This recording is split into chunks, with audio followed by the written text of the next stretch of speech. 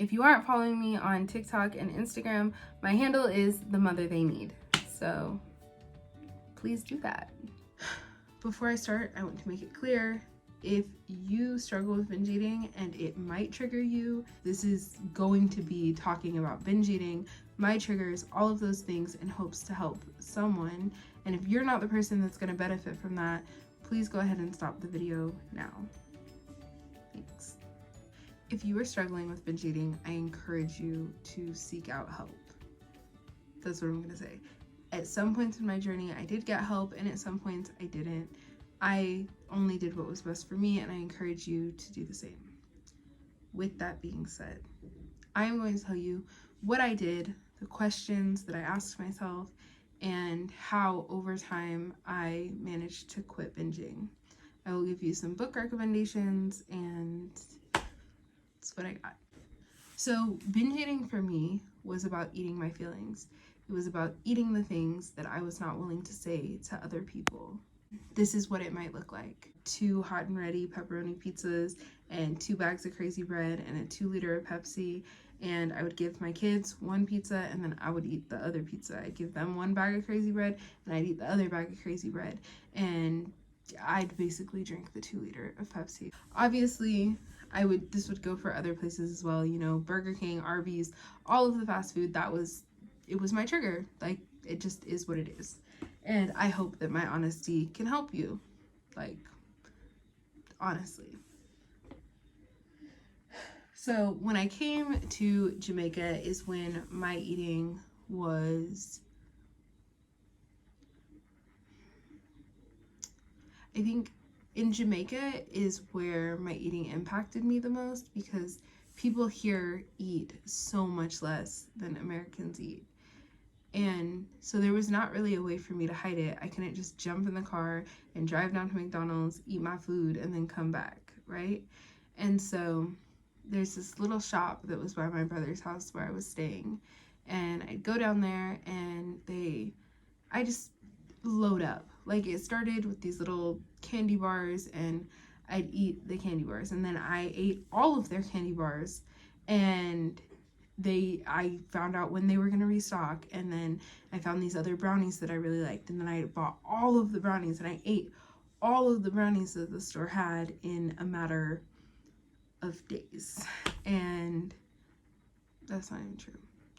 I ate all of the brownies that the store had in a matter of a few hours, and I'm not proud of it, but I'm also not ashamed, because I know that it was part of my journey. And if you are ashamed, I hope that you can reach out to me on here, on Instagram. I'm also the mother they need on there, or reach out to someone. But you gotta talk to somebody and start getting all of that out and sorting it out. And also, I recommend journaling. When I got here, I was eating so much healthier, but I was still binging. Like, obviously I wasn't having McDonald's or anything like that, and so I naturally lost a lot of weight. I was also getting more exercise. I was intentionally exercising each morning, which didn't exactly matter because I was eating myself into a coma by the afternoon.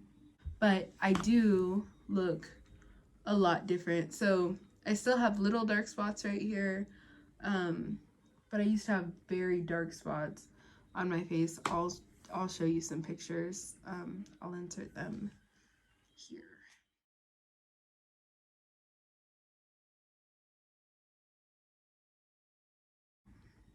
I talked about this a little bit, but the main trigger for why I was binge eating was that I had a lot to say that I didn't want to say to anybody. I had a lot of pent up energy and emotions, and it was so much easier to eat myself into a coma and sleep through everything that I was feeling than to just have those conversations with people to say, hey, this makes me really uncomfortable, or to say, you know, I'd really appreciate it if you would be more considerate of me, or, you know, I just was so afraid to make space for myself in the world. And in so many ways, I've been able to heal that over the past 5 or 6 months. I knew that something had to change, and I also knew that just jumping into a diet was not great for me. It wasn't. and I'd read this book called Brain Over Binge, and I recommend that you read it. It really changed the way that I thought about my binge eating. Before, I thought that binge eating was something that I just did compulsively and I could not stop, but it was a turning point for me. However, I feel like it is noteworthy that that turning point was just that it got the ball rolling. I continued to binge eat for over a year after I initially read that book. My question for you is why are you binge eating? How do you feel before you binge eat? How do you feel after you binge eat? How do you feel while you're binge eating? What are you trying to fill by binge eating? For me, it was an emotional thing. It was like the feeling of abandonment, it was anger, everything. Like I just wanted to numb it, which didn't even work that well, other than that I was like eating myself into a sugar coma. To me, the first step is really to just observe what you are doing, because before you can really get to where you're going, you need to know where you are now, right? And so finding out where you are now is the easiest way to get started. And so for me, that looked like not judging myself. It's not good, it's not bad, it just is. Okay, so I just ate a whole Little Caesars pizza. Okay. Because if I wasn't making a mental note of everything that I was doing, it was so easy to just forget about it. After I observed myself, I moved on to setting a goal. For me, the first goal was that I was not going to eat when I was actively upset. So that's not saying like I'm having a bad day, so I'm not going to eat today. I mean, I am not going to eat in order to swallow feelings. I am not going to eat to solve problems that are not hunger. So we know that I don't eat when I'm actively upset, and so now I have new coping mechanisms. For instance, if I observe that I am like super upset, then I go out on a walk, or I journal. I really love to journal. Or I sing for a couple minutes and just like let it all out, and then I eat. Right? I'm not saying like deprive yourself. I'm not saying starve yourself. The point is like we're trying to heal, right? And so like in order to heal, we have to deal with the problems. And I know it's frustrating, but it's okay. We got this. The method I used for when I was actually eating, I call intuitive eating. So I had genuinely thought that I had come up with the term intuitive eating like on my own. I didn't, but it's okay. Either way, as far as intuitive eating goes, it means like you pay attention to your body.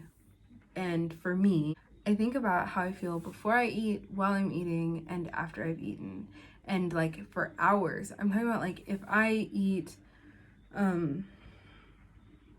something really high in protein, right? Like right now I'm eating a lot of fish and like seafood. So if I eat if I eat fish and for hours afterwards I feel great, I just make a mental note of it. Like, yeah, I feel really good when I eat fish. Or like the brownies from the shop, whew, they were so good. However, I realized that I didn't actually think they were that good. And that they tasted good, but over a certain amount of time, it took like 3 times of me being like, wow, I feel like crap after I eat those, that like I just didn't even crave them anymore. But like I really took the time to acknowledge that I felt like poop after eating foods that like I knew weren't good for me, you know? And even some foods that are good for me, I found like I don't really feel my greatest after I eat them. So like I'm not gonna eat them because YOLO, right? Why waste my time feeling bad? And last but not least, I just kind of wanted to give you an idea of where I am in my journey now, right? Because like if we already have the habit of binge eating that in our past, like for me, I don't want to fall into those old habits. So if I notice myself starting to fall into old habits, I just try to pay a little bit more attention to what I'm eating and how I feel when I'm eating. I don't allow myself to obsess over it, because when I obsess about it is when it becomes all consuming. Like one meal isn't gonna do me in. It's when it becomes a habit. And so I just try to like monitor myself, and it really doesn't take that much work. It's just when I start to notice that I feel bad, I pay attention and I course correct. So right now, I have not had any urges to binge eat in, I'd say, over a month, probably 2 months. I'm mindful, you know, I pay attention while I'm eating. That's another thing. I don't sit down in front of the TV and like mindlessly, you know, shove my face anymore, you know? Also, water played a huge part in helping me eat less and be more healthy. My water bottle's over there. Basically now I drink a gallon of water every single day. Part of that is because I'm doing 75 hard, but even when I finish 75 hard, I'm pretty much still gonna drink a gallon of water every day, probably for the rest of my life. My skin is so much softer, like I feel so much better, my voice is so much smoother, and I think there's so many benefits. I don't see myself going back. So next week I'm planning to talk about what I'm doing to address my knock knees, because I have had terrible knock knees. I've already corrected them some and I'm continuing. So I'm just gonna let you guys in on that journey. And yeah, please let me know if there's any videos that you are interested in. Thanks. And don't forget to like, comment, and subscribe. Take care.